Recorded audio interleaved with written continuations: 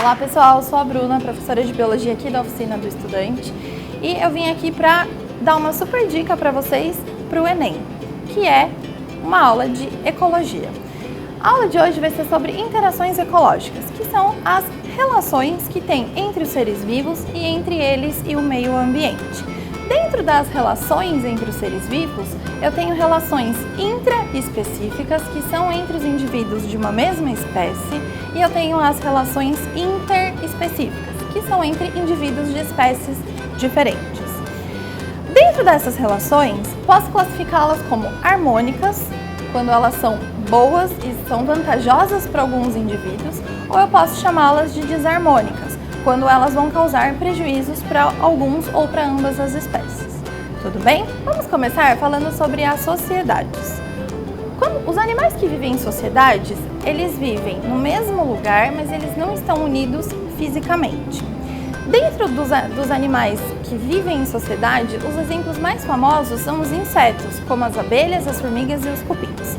Nas sociedades desses insetos, existe uma divisão de trabalho e alguns indivíduos têm o corpo modificado de acordo com a função que eles têm ali dentro. Por exemplo, no caso das formigas, nós temos as formigas que cuidam do formigueiro, alimentam os fungos e cuidam da limpeza de forma geral. Nós temos algumas formigas que elas são maiores e são chamadas de formiga soldado, e elas são responsáveis por defender o formigueiro. Tem também as formigas que são cortadeiras, que elas são responsáveis por cortar as folhas e levar até o formigueiro para servir de alimento para o fungo. Dentro da sociedade das abelhas, também existe essa divisão de trabalho.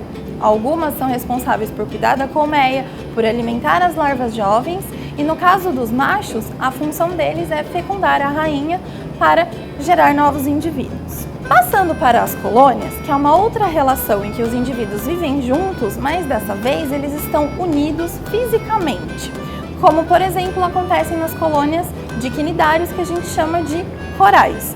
Nos corais, os indivíduos estão todos unidos fisicamente, alguns podem ter a mesma forma, podem ser todos iguais, ou os indivíduos podem apresentar estruturas diferentes e ter funções diferentes ali naquela colônia também.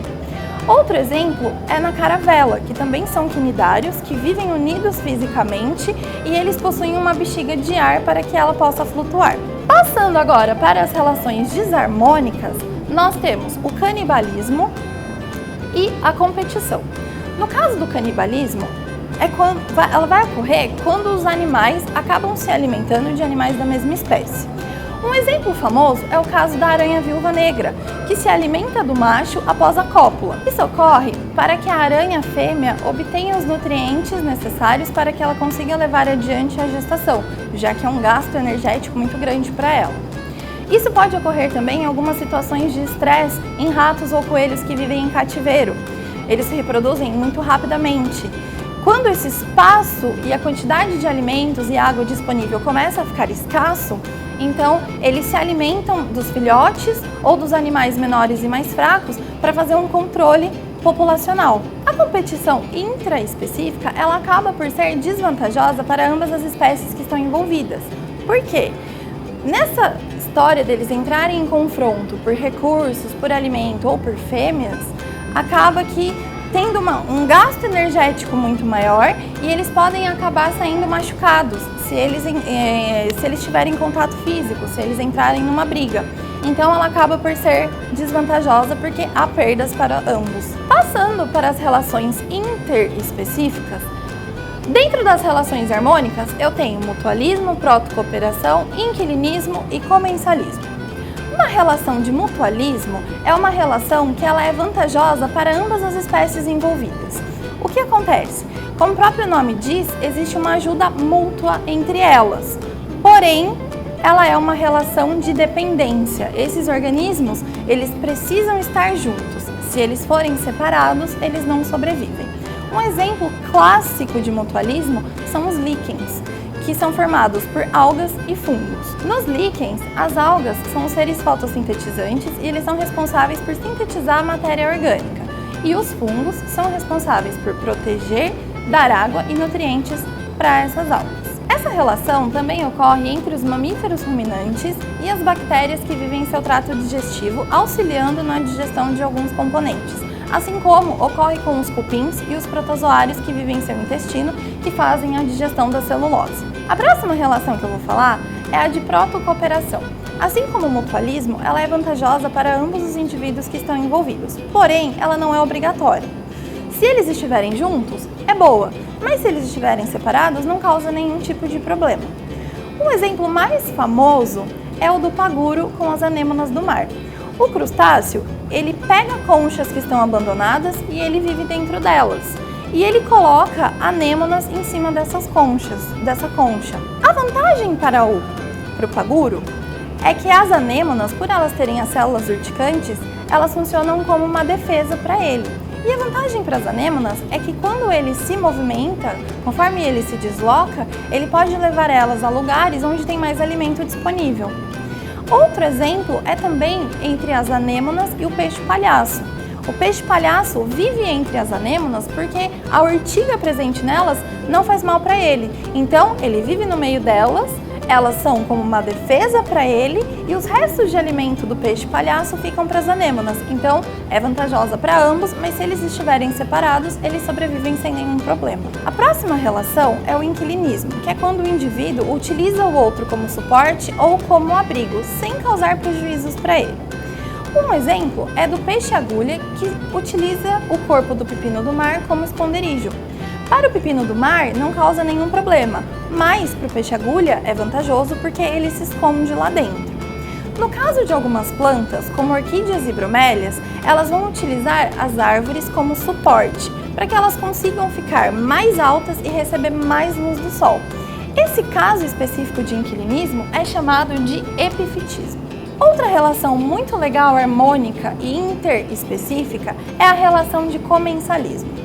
Essa relação ela é vantajosa para um indivíduo, mas ela é indiferente para outro, ou seja, ela não causa problemas, mas ela também não é vantajosa. Um exemplo de comensalismo ocorre entre os tubarões e os peixes piloto. Quando o tubarão se alimenta, esses peixes pilotos, que são aqueles pequenos peixes que estão sempre acompanhando ele, se alimentam dos restos de comida deixado. Para o tubarão, isso não influencia em nada, porque ele é um grande predador e ele está se alimentando. Mas o peixe piloto, ele está obtendo o alimento sem precisar ter saído à procura. Ele está se alimentando dos restos que foram deixados pelo tubarão. Ocorre também entre o bodião, que é uma outra espécie de peixe, e as rêmoras, que se alimentam dos restos que foram deixados por ele.